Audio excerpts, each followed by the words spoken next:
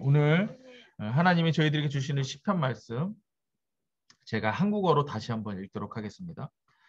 복이 있는 사람은 악인들의 꾀를 따르지 아니하며 죄인들의 길에 서지 아니하며 오만한 자들의 자리에 앉지 아니하고 오직 여호와의 율법을 즐거워하여 그 율법을 주야로 묵상하는도다. 그는 시냇가에 심은 나무가 철을 따라 열매를 맺으며 그 잎사귀가 마르지 아니함 같으니 그가 하는 모든 일이 다 형통하리로다. 악인들은 그렇지 아니하며 오직 바람에 나는 겨와 같도다. 그러므로 악인들은 심판을 견디지 못하며 죄인들이 의인들의 모임에 들지 못하리로다. 무릇 의인들의 길은 여호와께서 인정하시나 악인들의 길은 망하리로다. 아멘. 음소거를 풀어주셔도 되고요. 자유롭게 하시면 됩니다.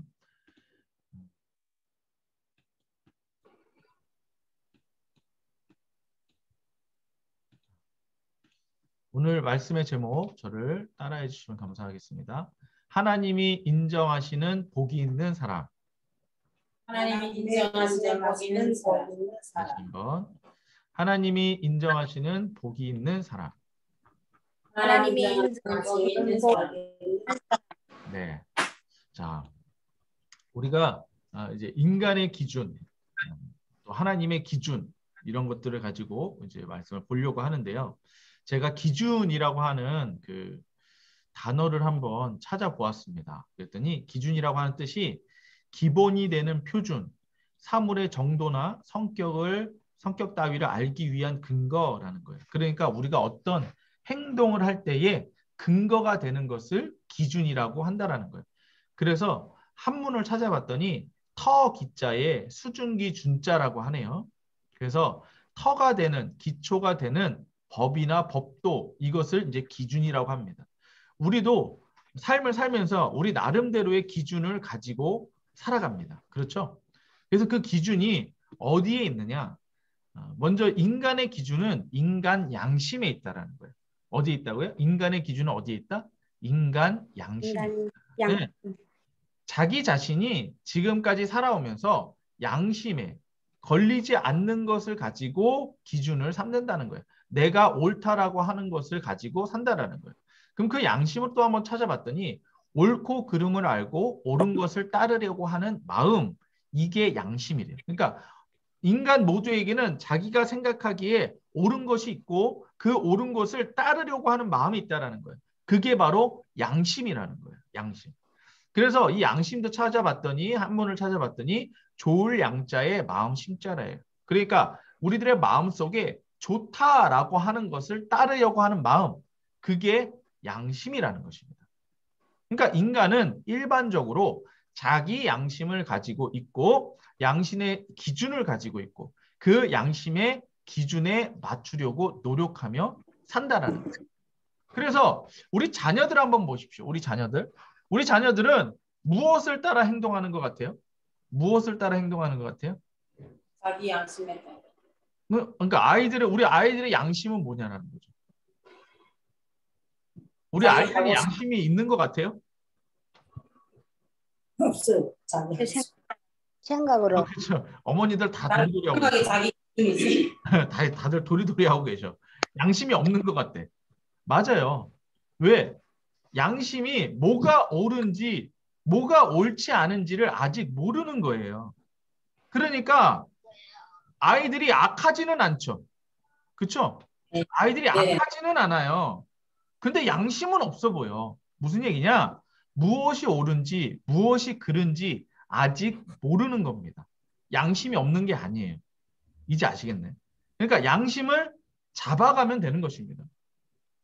그래서 아이들은 그때부터 어떻게 이제 하느냐, 누구 눈치를 보느냐, 엄마 아빠 눈치를 봐요. 양심이 뭐가 옳은지 뭐가 옳지 않은지를 엄마 아빠 말씀을 통해서 배우는 거예요. 그래서 이거 하면 혼나더라. 그럼 그건 하면 안 되는 거예요. 옳지 않은 거예요. 이거 했더니 칭찬받더라. 그러면 그건 옳은 거예요. 그래서 양심을 배워가는 거예요. 아, 이건 옳고 이건 옳지 않구나. 애들이 배워가는 거예요. 그런데 만약에 이걸 잘못 배웠어요. 그래서 뭐 우리 아이가 달라졌어요. 뭐 이런 이게 영상을 보면은요. 폭력을 쓰는 아이는 폭력을 쓰는 게 옳다라고 생각하는 아이가 돼버리는 거예요. 부정적인 말을 하는 아이는 부정적인 말을 하는 것이 옳다라고 인지가 되어버린 거예요. 그게 양심이 되어버린 거예요. 그래도 괜찮다고 되어버린 거예요. 이제 아시겠나요? 그러면 우리는 어떤가요? 우리는 어떤가요? 우리들의 양심은 어떤가요? 우리가 지금 옳다라고 생각하는 거 과연 옳은 것일까요? 우리 자신 스스로가 옳다라고 생각하는 그것이 진짜 옳은 것일까요? 우리는 우리도 모르게 우리들의 양심을 따라가고 있거든요. 내가 옳다라는 걸 하고 있거든요. 네. 그러면 그게 진짜 옳은 것일까요? 오늘 그것을 말하려고 하는 것입니다. 우리가 지금까지 쌓아온 우리들의 기준인 그 양심이 진짜 옳은 것이냐라는 거예요. 여러분들 부부싸움 왜 하는 줄 아세요? 이 기준이 다르기 때문에 그래요. 양심의 기준이 다르기 때문에 그래요. 반평생을 따로 살아오던 남자와 따로 살아오던 여자가 만났어요. 다르니 이게 부딪히는 거예요. 양심이 다르니까. 서로 생각하는 양심이 다르니까. 그러니까 이걸 갖다가 어떻게 맞춰야 될까요? 양심의 기준을, 부부의 양심의 기준을 하나로 만들면 다툼이 없어지죠. 이제 아시겠나요? 이제 아시겠어요? 자녀들과도 마찬가지예요. 자녀들과도 자녀가 생각하는 양심, 내가 생각하는 양심, 그걸 맞추는 거예요. 그러면 다툴 일이 없겠죠? 그리고 기준이 명확해지니까 자녀들에게도 이게 잘못됐다, 이건 잘했다. 마찬가지로 기준이 명확하니까 우리 부모들도 마찬가지예요. 자녀들도 부모에게 얘기할 수 있는 거예요. 아니, 이 기준이 이런데 이건 엄마가 잘못했네, 이건 아빠가 잘못했네. 이건 엄마가 잘했네, 아빠가 잘했네. 이게 명확해지는 거예요. 이제 아시겠어요? 그래서 이 기준이라고 하는 것, 양심이라고 하는 것, 이것은 삶에 너무나도 중요한 문제라는 거예요. 이게 다르기 때문에, 이게 명확하지 않기 때문에, 이게 각자 기준대로, 각자 양심대로 따라가기 때문에 그 삶이 계속 다툼이 있고 혼란이 있는 겁니다. 가정도 마찬가지라. 그래서 사람들은 양심에 꺼리끼는 일이 생기면 마음에 거리낌을 갖기도 하고 어떤 때에는 가책을 받기도 합니다. 그렇죠. 우리 자녀들 가만히 보세요. 엄마가 하지 말라는 거 했을 때 자녀들은 어때요? 엄마 눈치 봐요. 거리낌이 있는 거죠. 그래서 때로는 자기가 뉘우치려고도 하는 겁니다. 그게 양심이라는 거예요. 그래서 어떤 사람은 이렇게 이야기합니다. 예수 안 믿는 사람은 이렇게 얘기해요. 나는 양심에 별로 거리끼는 일이 없어서 예수 안 믿어도 돼. 야, 나는 지금까지 잘 살아왔어. 그러니까 나는 예수 안 믿어도 돼. 나 죄인 아니야. 이렇게 얘기하죠. 맞아요? 틀려요? 이 말이 맞아요? 틀려요. 틀려요? 틀려요? 그러면 그 사람한테 틀렸다고 얘기할 거예요? 야, 너 틀렸어. 너 그 잘못된 거야. 이렇게 얘기할 건가요? 아니지요. 네. 하나님의 양심하고 인간의 양심이 달라가 있지. 그래도 틀린 건 틀린 거잖아. 그때 뭐냐? 그건 그 사람의 양심이니까 그걸 갖다가 인정해 줘야 돼요. 아, 그거 맞다. 그래, 네 생각은 그게 맞는 것 같아. 라고 하면서 찬찬히 해줘야지. 그 사람의 양심을 먼저 받아주고 그 다음에 그것이 왜 잘못됐는지 이걸 갖다가 설명해 주는 것. 이게 성경 말씀이라는 거예요. 자, 이런 사람에게는 예수가 필요 없는 것일까? 아니죠. 이런 사람에게도 예수가 필요하죠. 예수를 믿는 우리만 양심의 거리낌이 있는 것입니까? 그렇다면 양심의 기준은 정확히 무엇인가? 그래서 양심이라고 하는 것에 대해서 한번 보도록 하겠습니다. 먼저 첫 번째로는 절대 양심이라는 거예요. 절대 양심. 절대 양심이라고 하는 것은 학문적으로 절대 윤리라고도 말을 합니다. 그러니까 도덕적인 것을 얘기하는 거예요. 그래서 이 절대 양심은 누구에게나 어떤 상황에서라도 꼭 지켜져야 하는 양심을 절대 양심이라고 합니다. 예를 들면 살인, 거짓말, 폭력 이것은 절대 양심이 될 수가 있죠. 그렇죠? 맞아요? 살인하는 거 이거 해야 돼요? 말아야 돼요? 하지 말아요. 예, 어떤 경우에서라도 살인을 하면 안 됩니다. 거짓말도 마찬가지죠. 폭력도 마찬가지죠. 예. 이것은 나라와 인종, 뭐 누구라도 이것은 당연히 하지 말아야 돼요. 절대 양심이라는 거예요. 그런데 이게 이 절대 양심이라고 하는 것이 세상에서 사라져 버린 지는 벌써 오래돼 버렸습니다. 그렇죠? 여러분들 지금 살인 안 일어나나요? 일어나요. 살이 일어나요. 여러분들 거짓말 안 하세요? 해요. 가끔 해요. 해요. 가끔 하세요. 예, 가끔이면 감사하죠. 폭력은 어때요? 폭력. 막 폭력이 엉들게 때리는 건 아닐지라도 예, 폭력. 네, 요즘에는 언어 폭력도 폭력이라고 합니다. 언어 폭력도 폭력이래요. 자, 그러니까 절대 양심이라고 하는 것이 있기는 하지만 이미 사람들 사는 세상에서 이 절대 양심은 없어진 지 오래입니다. 두 번째로는 상황 양심이라고 하는 거예요. 상황 양심.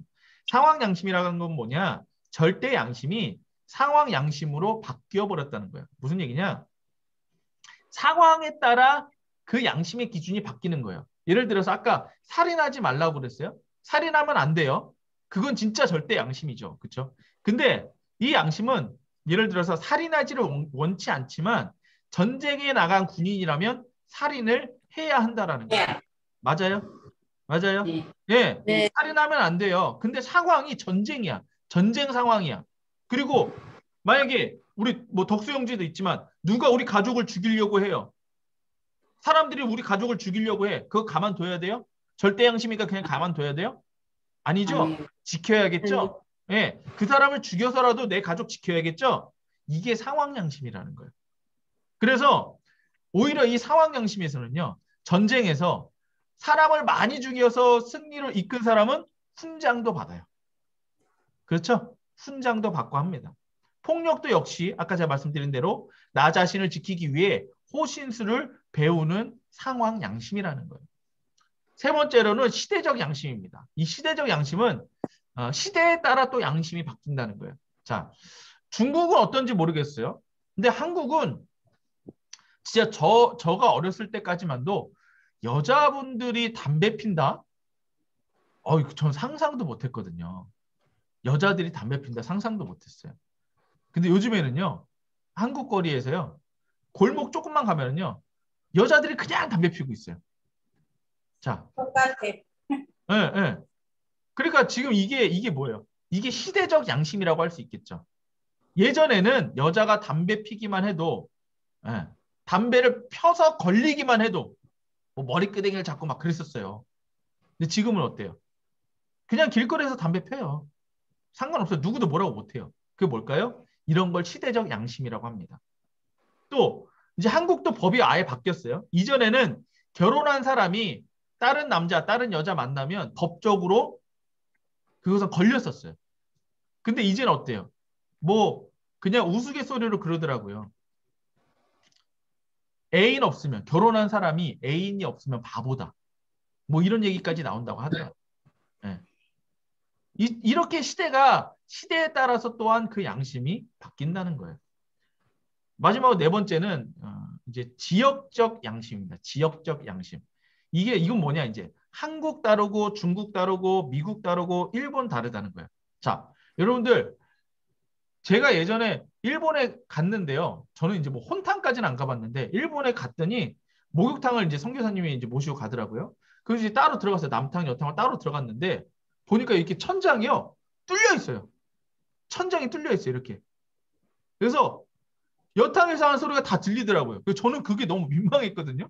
남탕에서 하는 소리가 들리고 여탕에서 하는 소리가 들린다는 게 나는 너무 민망했었는데 더 심하게는 일본에는 혼탕이 있죠. 남자 여자가 같이 목욕하는 혼탕이 있죠. 그렇죠? 어떠세요? 여러분들 거기 같이 들어가는 거 어떠시겠어요? 괜찮으시겠어요? 우리 예수가정교회 다 같이 가갖고서는 일본 여행 가갖고서는 우리 같은 교회니까 같이 혼탕 한번 들어갑시다. 여러분들 어떠시겠어요? 민망하지 않으시겠어요? 민망하겠죠. 네. 이게 이제 지역적 양심입니다. 일본에서는 그게 아무렇지도 않아요. 또 외국에서는 뭐 그런 뭐 누드비치 뭐 이런 데도 있대요. 거기서는 그게 아무렇지도 않은 거예요. 이게 또 지역적 양심이라는 것입니다. 또 식인종이 사는 곳에서는 사람 고기 먹는 게 아무렇지 않아요. 이게 지역 양심이라는 거예요. 지역적 양심이 다르다는 거예요. 자, 지금처럼 우리가 봤던 것처럼 절대 양심이 있고 상황 양심이 있고 시대적 양심이 있고 지역적 양심이 있는데 이게 다 인간의 양심이라는 거예요. 그렇다면 여러분들 인간 양심의 기준을 두고 살아간다면 그 삶이 어떻겠습니까? 다른 거예요. 다른 거예요. 이와 같이 인간은 인류 시초부터 인간의 삶에 대한 기준을 나름대로 가지고 있었지만 여기서 문제가 되는 것은 절대적 기준이 없다라는 것입니다. 절대적 기준이 없기 때문에 사람이 이렇게 해도 되고 저렇게 해도 되는 거예요. 사람마다 다르게 되는 거예요. 때문에 무엇이 잘못된 것인지 상황, 지역, 시대에 따라서 달라질 수가 있다라는 거예요. 제가 이번 주에 우리 한국에서 실제로 있었던 이번 주 뉴스예요. 뉴스에서요. 어떤 남자가 여탕에 들어간 거예요. 대한민국에서요. 혼탕이 아니고 여탕이 있고 남탕이 있는데 남자가 여탕에 들어간 거예요. 벌거벗고 들어간 거예요. 근데 재밌는 건 뭐냐? 이 사람이 몰래 들어간 게 아니에요. 당당하게 들어간 거예요. 그래갖고서 이제 난리가 났죠. 여탕에서 난리가 났죠. 그랬더니 카운터에서 그러니까 이 사람을 들여보내준 거예요. 왜 들여보내줬느냐? 이 남자가 저는요. 성 정체성이 여자입니다. 그래서 저는 남탕에서 목욕 못해요. 그러니 저 여탕에서 하겠습니다. 남자인데 나 여자입니다. 그랬더니 카운터에 계신 분이 이분을 들여보내줬어요. 아, 그러면 당신은 여자네요. 들어가세요. 이렇게 돼버렸어요. 뭐예요? 동성애자들을 인정하는 이제 시대가 돼버린 거예요. 그러니까 남자가 나는 여자입니다 라고 선택해버리면 그건 여자가 되는 거예요. 그래서 여탕에 들어갈 수 있게 되는 거예요. 이런 세상이 되어버립니다. 자, 남자와 여자의 기준마저도 자기 자신이 결정 내릴 수 있는 시대가 된 것입니다. 자, 양심의 특징은 양심이 증거되어 그 생각이 변명한다라는 거예요. 지금 이 남자는 변명하겠죠. 당신 왜 여탕 들어갔어요? 그랬더니 나 여자예요. 당신 양심과 내 양심이 다른 거예요. 그러면 나는 내 양심만 주구장창 얘기하는 거예요. 나 여자예요.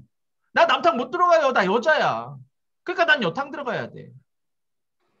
세상이 이렇게 자기 양심을 자기 기준으로 삼고 살아가면 이렇게 되는 것입니다. 이제 아시겠어요? 남자가 여탕에 들어감에도 자신이 여자라고 양심을 가졌고 여탕 앞을 지키는 사람도 남자가 여자라는 양심을 받아들이면 여탕에 들어갈 수 있게 되는 것입니다. 그래서 또 하나의 예를 들어드리면 유괴범들 중에 유괴한 사람들이 그 사람은 왜 유괴했어요 얘기하면 이런 얘기를 하는 사람들이 있어요. 그 아이 내 아이입니다. 이렇게 얘기하는 사람들이 있어요 없어요? 유괴범들 중에. 있어요. 뭐예요? 자기 양심에는 그게 맞는 거예요. 지나가는 애가 내 애입니다. 이렇게 되는 거예요. 그러면 이것도 인정을 해줘야 되냐는 거죠. 아주 극단적이긴 하지만. 그래서 인간 양심의 기준은 기준이 될 수가 없고 특별히 여기에는요 회개가 없어요. 회개가 없습니다. 이게 죄가 죄인지 몰라요. 자기 생각이 맞는 거예요. 그렇기 때문에 회개가 없습니다. 자기가 옳은 거예요. 이제 아시겠나요? 유괴를 해놓고도 이건 내 애예요. 이렇게 얘기해버리면 자기는 죄책감이 없어요. 그러니까 회개할 이유가 없게 되는 거죠. 그래서 인간 양심은 회개가 없습니다. 인간 양심에는 죄책감이 없게 되는 거예요. 절대적 기준이 될 수가 없는 것입니다. 그렇지만 하나님의 기준은 하나님의 양심이다라고 하는 거예요. 인간의 양심은 우리 삶의 기준이 될 수 없기 때문에 하나님께서 하나님의 양심을 주어주신 거예요. 그러니까 우리 인간의 양심은 계속 변하지만 절대적 양심으로 하나님의 양심을 우리들에게 주신 거예요. 그 하나님의 양심이 무엇이냐? 그게 성경 말씀이요. 하나님의 말씀이신 진리라는 거예요. 이제 아시겠어요? 아멘. 그러니까 아멘. 가정에서 부부끼리 싸우고 가정에서 부모와 자녀가 싸웁니다. 각자 양심이 다르기 때문이에요. 각자가 다른 양심을 들이대기 때문이에요. 그래서 가정이 핵심적으로 하나가 될 수 있는 방법은 뭐냐? 하나님의 양심, 하나님의 말씀밖에 없는 거예요. 아멘. 아시겠어요? 그리고 나라가 또 똑바로 살 수 있는 방법도 뭐냐? 그래서 하나님의 양심, 하나님의 말씀, 하나님의 법대로 세워진 나라가 똑바로 서가는 것입니다. 아멘. 이제 아시겠어요? 이게 아멘. 하나님의 말씀이 그래서 이제 얼마나 중요한지 아시겠습니까? 예. 베드로전서 3장 21절을 보면 물은 예수 그리스도께서 부활하심으로 말미암아 이제 너희를 구원하신 편이 곧 침례라. 이는 육체의 더러운 것을 제어버림이 아니요 하나님을 향한 선한 양심의 강구이니라. 이렇게 돼 있어요. 하나님을 향한 선한 양심의 강구. 오직 선한 양심이 하나님을 향하여 찾아가는 것이다. 그러니까 내 양심은 이렇게도 될 수도 있고 저렇게도 될 수도 있지만 오직 선한 양심은 하나님을 향해 찾아가는 것이다. 이게 선한 양심이라는 거야. 선한 양심은 하나님을 향해 찾아간다는 것입니다. 정말 바로 살기를 원하는 사람, 정말 인간답게 살기를 원하는 사람은 어쩔 수 없이 하나님의 기준이 무엇인지, 하나님의 기준이 어떤 것인지 거기에 관심을 기울이기 시작한다라는 거예요. 우리 자녀들을 키움에도 마찬가지입니다. 우리 자녀를 하나님의 양심이 없는 사람들은 어떻게 키울까요? 부모 양심대로 자녀 키워버립니다. 그럼 그 자녀가 온전히 클까요? 아니에요. 그래서 내가 먼저 예수를 똑바로 알고 하나님 말씀대로 살아야 우리 자녀들을 하나님의 양심, 하나님의 말씀 그 기준대로 키울 수가 있는 겁니다. 아멘. 이제 왜 하나님의 말씀, 예수 내 구주 그게 중요한지 바로 이런 것 때문이에요. 아멘. 인간이 절대 기준을 찾을 수가 있다라는 거예요. 이 사람에게도 맞고 저 사람에게도 맞는 절대 기준이 하나님의 양심, 하나님의 말씀, 하나님의 법이라는 거예요. 바로 아멘. 하나님의 양심이 인간의 절대 기준이 되어야 된다라는 거예요. 이것 때문에 하나님의 말씀을 주신 거예요. 이것 때문에 하나님이 기준으로 하나님의 말씀을 주신 거예요. 이게 하나님의 양심이라는 거예요. 그래서 오늘 말씀을 보면 이렇게 되어 있습니다. 1절입니다. 복이 있는 사람은 악인들의 꾀를 따르지 아니하며 죄인들의 길에 서지 아니하며 오만한 자들의 자리에 앉지 아니하고 이렇게 되어 있어요. 복이 있는 사람은 하나님의 양심을 따르는 사람이에요. 하나님의 기준을 따르는 사람이에요. 그러니 이러한 사람은 악인들의 길, 인간 양심으로 살아가는 사람을 따라갈까요? 안 따라갈까요? 안 따라가요. 안 따라가는 거예요. 뭐 예를 들어서 우리 세상에 아까 제가 말한 대로 바뀌었어요. 내가 여자라고만 하면 여탕에 들어갈 수가 있는 시대가 돼버렸어요. 그래서 제가 아이고 나도 여탕 한번 들어가 보고 싶다. 그러다 여자예요. 이러고서 여탕 들어가는 거. 이것을 따른다 안 따른다. 하나님 양심을 따르는 사람은 이걸 따라간다 안 따라간다. 안 따라간다. 안 따라. 이제 아시겠어요? 이게 복이 있는 사람인 겁니다. 이게 1절에 말하는 복이 있는 사람. 이 사람은 하나님의 양심, 하나님의 양심을 기준으로 살아가기 때문에 인간 양심, 세상을 따라가지 않는다는 거예요. 이게 복이 있는 사람이라는 거예요. 그러니까 이제 이게 왜 복이 있는지 아시겠죠? 2절. 그러면 그 사람은 어떻게 살아가느냐? 오직 여호와의 율법을 즐거워하여 그의 율법을 주야로 묵상하는도다.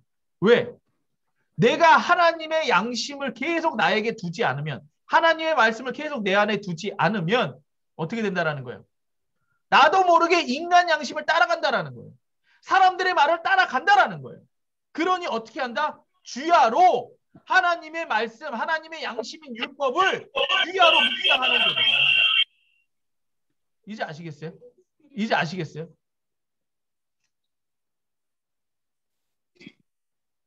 네. 이게 우리가 지금 해야 된다라는 거예요. 이게 복이 있는 사람이라는 거예요. 나는 가만히 있으면 인간 양심을 따라가는 존재이니 주야로 밤낮으로 하나님의 말씀을 계속 넣어두는 사람이다. 하나님의 양심으로 살아가는 사람이다. 이게 복이 있는 사람이라는 거예요. 자, 복이 있는 사람의 기준은 인간 양심이 아니라 하나님의 양심이 율법에 있기 때문에 그것을 주야로 묵상한다라는 거예요. 그러면 3절 한번 보겠습니다. 그는 시냇가에 심은 나무가 철을 따라 열매를 맺으며 그 잎사귀가 마르지 아니함 같으니 그가 하는 모든 일이 다 형통하리로다. 자, 인간 양심으로 살아가는 사람은요. 인간 양심으로 살아가는 사람은 그 하는 일이 형통하지 못하다라는 거예요. 자, 제가 여기서 하나를 보여드릴게요. 이거 한번 보십시오. 이거 보이시나요? 그림 보이세요? 그림 보이세요? 그림 보이세요? 네. 그림이 두 가지죠. 하나는 그냥 일반 나무, 이렇게 땅에 박히운 나무고요. 하나는 시냇가에 심은 나무입니다. 그 결과가 이렇다는 거예요. 시냇가에 심은 나무는 자기가 뭘 하는지 몰라요. 하지 않아도 돼요. 왜요? 저절로 열매를 맺기 때문에 그렇다는 거예요. 자, 그래서 4절에 보면 이렇게 되어 있습니다. 악인들은 그렇지 아니하며 오직 바람에 나는 겨와 같도다. 절대 기준의 하나님의 양심을 따르지 않는 사람은 바람에 나는 겨와 같습니다. 그래서 세상이 변하면 자기 기준도 변하는 거예요. 폭력을 사용하는 세상으로 변하면 자신도 폭력을 사용하는 세상이 돼버리는 겁니다. 남자가 여자가 될 수 있는 세상이 되면 자기 자신도 성 전체성을 자기가 선택하게 되는 것입니다. 세상을 따라 이리 따라가고 저리 따라가는 인간 양심을 따라가는 사람이 돼버리는 거예요. 그러니까 바람에 나는 겨와 같은 인생인 거죠. 그러나 5절 보십시오. 그러므로 악인들의 심판을 견디지 못하며 죄인들의 의의 모임에 들지 못하리로다.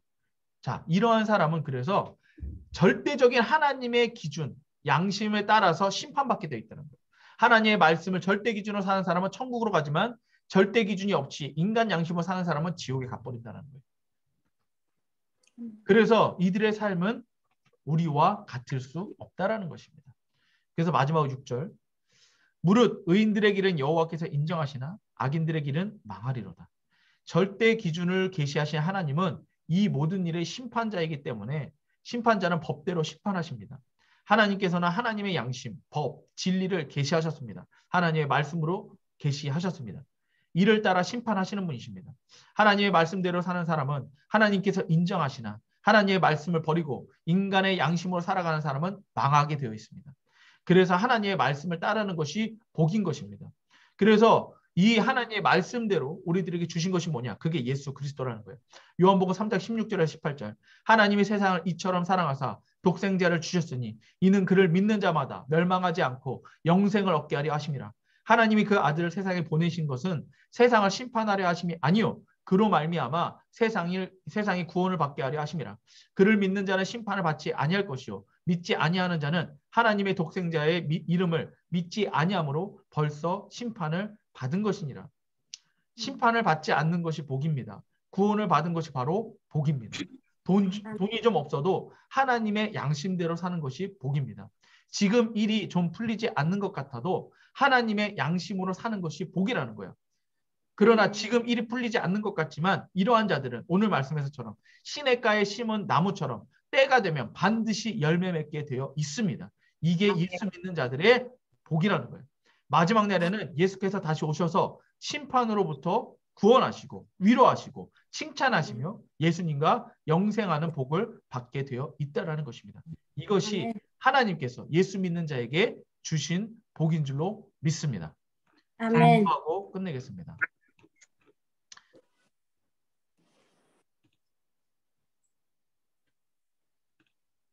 하나님 아버지, 헌금하신 분들은 헌금했다가 손을 올리십시오.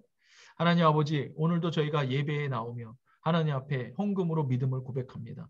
예수 이름으로 이 헌금 모두 받아주시옵시고 예수 이름으로 헌금한 모든 자들을 기억하시며 축복하여 주옵소서. 그 손으로 하는 모든 일들을 축복하시며 이들이 예수의 이름을 부르며 예수 내 구주 부르며 행하며 나갈 때에 예수께서 말씀하신 대로 이들의 삶 가운데 함께 하시며 이들의 삶을 인도하여 주옵소서. 지금은 우리 주 예수 그리스도의 은혜와 아버지 하나님의 사랑과 성령의 교통하심이 하나님의 말씀을 따라 하나님의 양심을 따라 살며 시냇가에 심은 나무처럼 복을 얻으며 열매 맺으며 살아갈 이 말씀을 듣는 모든 자들 머리 위에 그 가정과 교회와 사업장과 나라 위에 지금으로부터 영원토록 함께 있을지어다. 아멘.